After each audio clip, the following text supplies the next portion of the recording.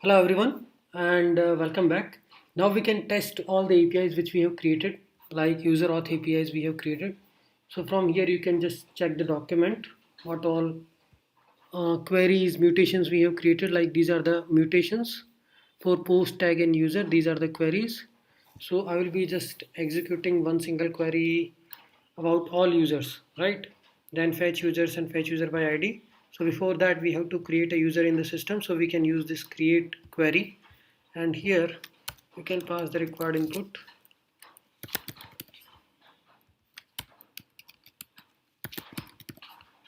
Email you can enter.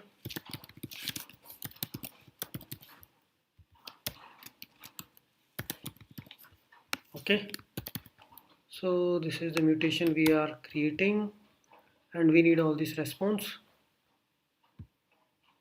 So user has been created, this user ID is 2, and similarly now we can run the query against it.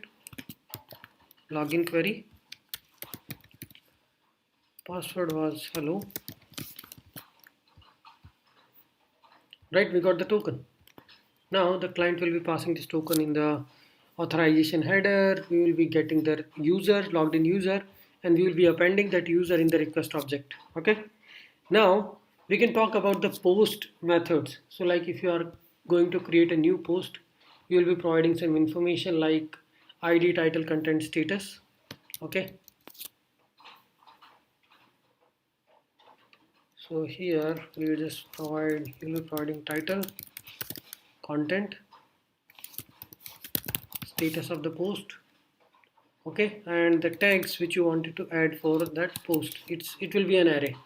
Okay, and here we will get, somehow we will get the logged in user, that we have to figure it out how the logged in user we can capture in the request.user. So here if you go to our index.js, here we are providing context, means the logged in user will be, we will be capturing from request.user. Okay, so here we might be doing something like, okay, if request dot authorization, I mean we just need to get the authorization, so we'll be doing request dot headers. I think this is how you can access request dot headers, and in the request dot headers you can get authorization header from their value. We can just write this function separately somewhere. If you got this, then request.user, here what you need to do is you have to call gwt.verify and the token which we received, okay, and then assign it to request.user. For now I will just assign this auth user as an empty object. This code we will see what needs to be done. Either we write it here or we write it somewhere. Okay, auth user is empty. This is what we are returning. Okay, so now in the post we can write the basic methods. Basic methods like create post, update post, and delete post. For now I think let's assign it to request.user, then we will change the code. So you got it, right? So we got the token in the request. Now you will be sending this token back in the authorization header for our application. So I think from here you can set the headers, authorization, and you just pass this token here. So this is how you can set the authorization header, and in the next request this authorization header will be sent. Okay, now in the post, how to create a new post, we are passing all the request body parameters like title, content, status, and tags, and here we will be just creating the tag. So it will be simple create call. Create will be able to create the required tags for us. So we have written for the login. Similarly we will be writing this for the user, for the post. Okay, so what we can do is first we will just await. Here we can check the auth user is there or not. We are expecting that auth user is there because we will be validating it in the first phase only.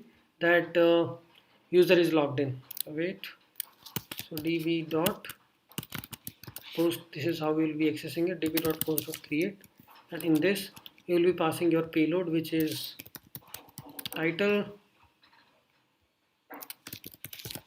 content and status. Okay, here we also need to get the user ID. So I think there is another argument which is a user, so we can say auth user dot id. This is how we get the user object. Okay, and we can assign it to const post. So this is how we will create the post, and then we can set the required parameters to it. So what we are doing is, in the creating the post, first we are creating the post, and then after post.create is done, db.post.create, we are passing title, content, status. Okay, first we also need to find the user. Okay, so we have to get the user object. I mean, we are just passing directly, assigning the user object, because post will require a user object, status, content and all. Once we get the user object, so we already got the post, so we can just simply say, because we also need to set the tags, post.set tags, and we can pass the tags which we are getting and return the post from here. So this is the create. Similarly, we can just write update and delete. Update will be, you will be passing some arguments, and based on that we will be running await post.create, post.update. Okay, once the post.update is done, we will be setting the tags and returning it. So we'll be fixing the arguments first.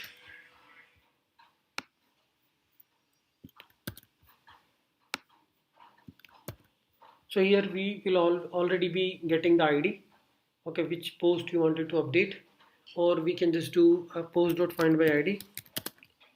So before doing this, const post equal to await post dot db dot post dot findById, and we are already having ID. So we get the post, and now we will be running the post dot update instead of doing create.